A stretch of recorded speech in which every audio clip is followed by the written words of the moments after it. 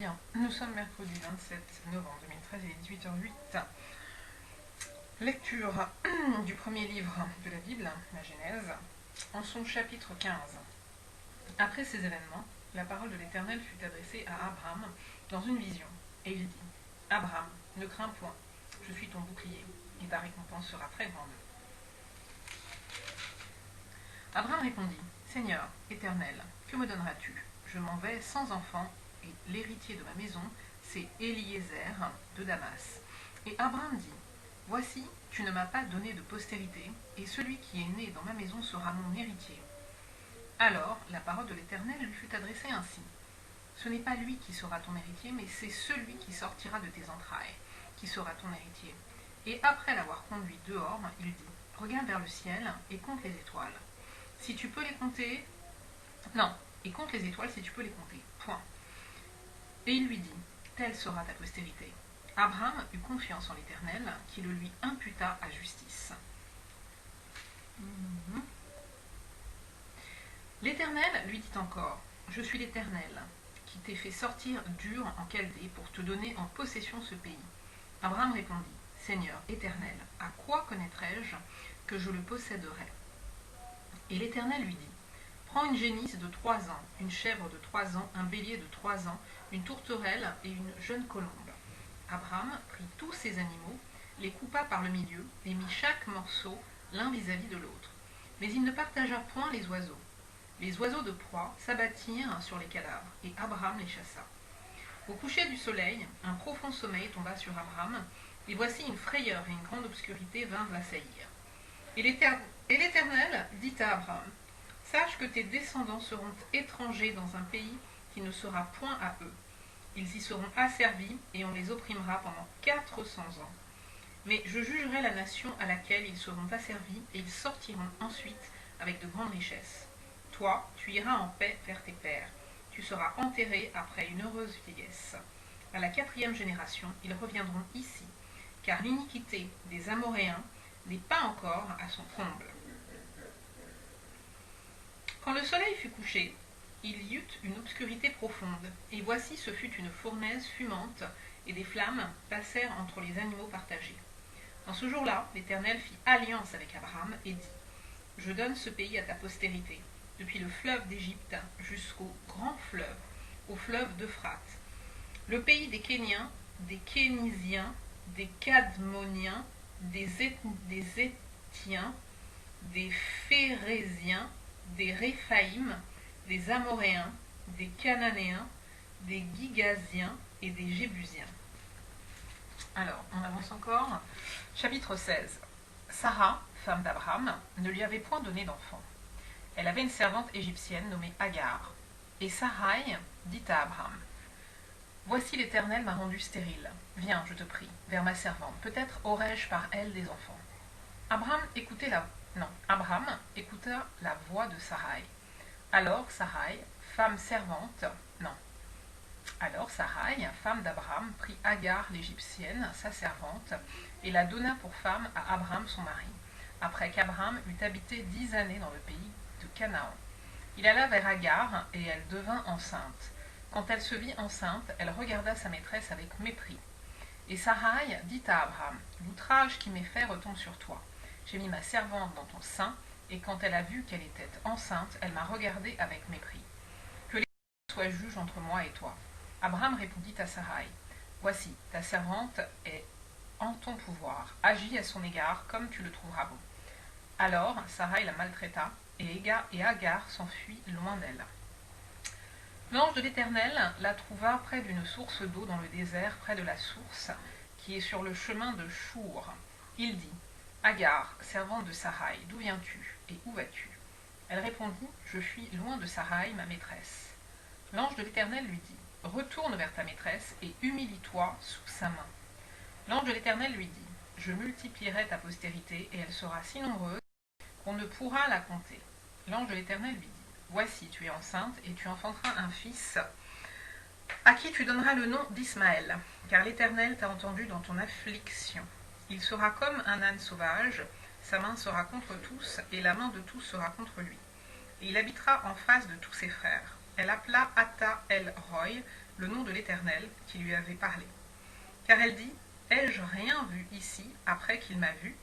C'est pourquoi l'on a appelé ce puits le puits de Lachai-Roy.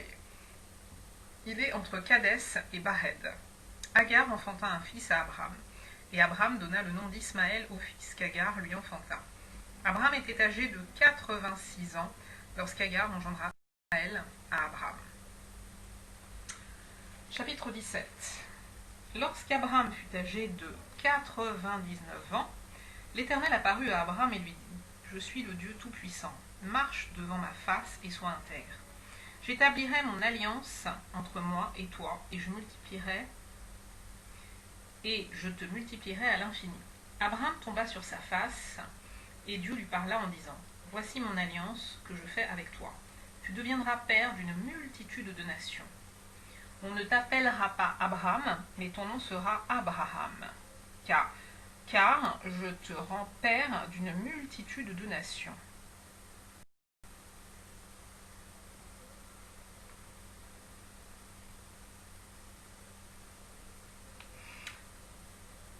Je te rendrai fécond à l'infini. Je ferai de toi des nations, et des rois sortiront de toi. J'établirai mon alliance entre moi et toi et tes descendants après toi, selon leur génération. 2 points. Ce sera une alliance perpétuelle, en vertu de laquelle je serai ton Dieu et celui de ta postérité après toi. Je te donnerai, et à tes descendants après toi, le pays que tu habites comme étranger, tout le pays de Canaan en possession perpétuelle, et je serai leur Dieu. Dieu dit à Abraham, 2 points. Toi, tu garderas mon alliance, toi et tes descendants après toi, selon leur génération. Voici mon alliance que vous garderez entre moi et vous et ta postérité après toi. Tout mâle parmi vous sera circoncis.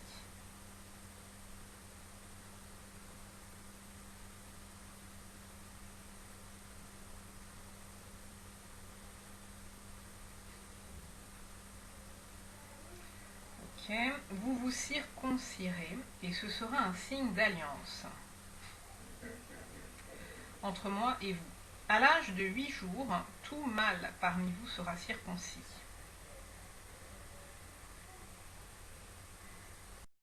Selon vos générations, qu'il soit né dans la maison ou qu'il soit acquis à prix d'argent de tout fils d'étranger, sans appartenir à ta race. On devra circoncire celui qui est né dans la maison et celui qui est acquis à prix d'argent.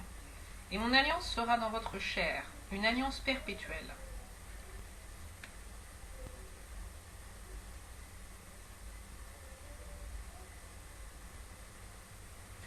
Un mâle incirconcis qui n'aura pas été circoncis dans sa chair sera exterminé du milieu de son peuple. Il aura violé mon alliance.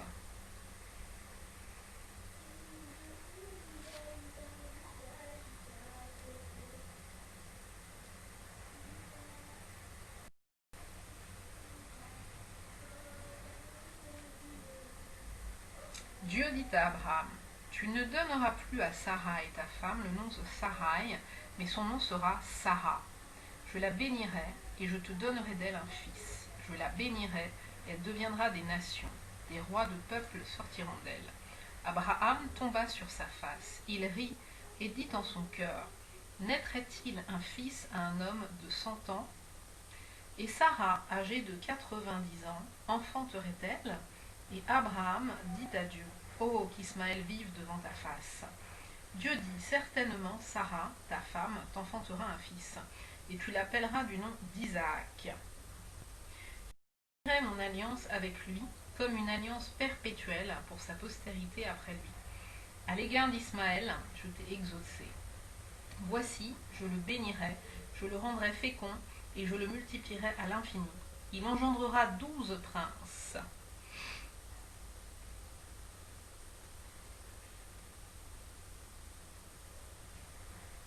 Et je ferai de lui une grande nation. J'établirai mon alliance avec Isaac, que Sarah t'enfantera à cette époque-ci de l'année prochaine.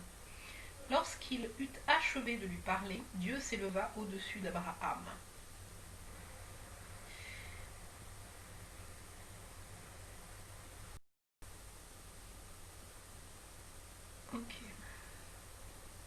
Abraham prit Isaac Ismaël, son fils, tous ceux qui étaient nés dans sa maison, et tous ceux qu'il avait acquis à prix d'argent, tous les mâles parmi les gens de la maison d'Abraham, et il les circoncit, ce même jour, selon l'ordre que Dieu lui avait donné. Abraham était âgé de 99 ans lorsqu'il fut circoncis. Ismaël, son fils, était âgé de 13 ans lorsqu'il fut circoncis.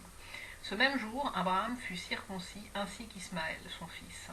Et tous les gens de sa maison, nés dans sa maison ou acquis à prix d'argent des étrangers, furent circoncis avec lui. Ok, donc je vais m'arrêter là parce que ça fait 13. Ça fait 3. Ça fait. Ouais, ça fait. Ça fait. Chapitre. Et que voilà, mais en même temps c'est vrai que je n'en ai lu que 2 hier, donc théoriquement je devrais rattraper, mais bon, il faut aussi préparer à manger. Là mon fils est en train de prendre son bain, donc on va s'arrêter au 18e. 3 c'est bien, 3 c'est bien, voilà, l'aventure continue, mais en fait il faudrait vraiment chaque jour, sur les 3 chapitres que j'ai lus, dans la foulée ou le lendemain, dans la journée, il faudrait que je revienne et que je souligne des choses, parce que là je ne prends pas forcément le temps. Bon, j'ai mis des petites annotations dans, comment on appelle ça, j'ai oublié, sur le côté, dans la partie blanche sur le côté, mais il faudrait que je note au-dessus de la page. Là j'ai pris le temps de le faire, c'est pour ça qu'il y a des moments où on n'entend plus rien, mais là par exemple je marque circoncision demandée par Dieu, certainement pour la première fois, entre parenthèses. Voilà, donc c'est important. Et ensuite, il y a aussi autre chose.